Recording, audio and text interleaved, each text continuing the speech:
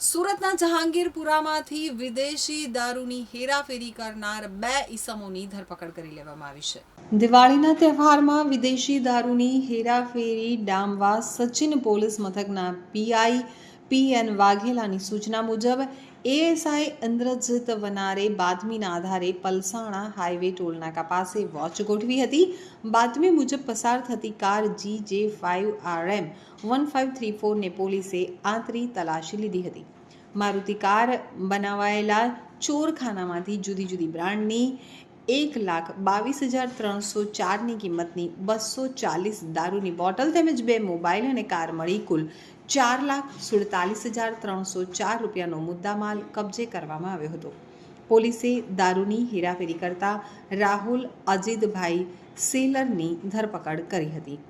રાહુલ અને ધ્રુવ બંને 3 માસથી વિદેશી દારૂની ખેપ મારતા હોવાની કબૂલાત કરી છે. વધુ તપાસ પીએસઆઈ ND ડામોરે શરૂ કરી છે.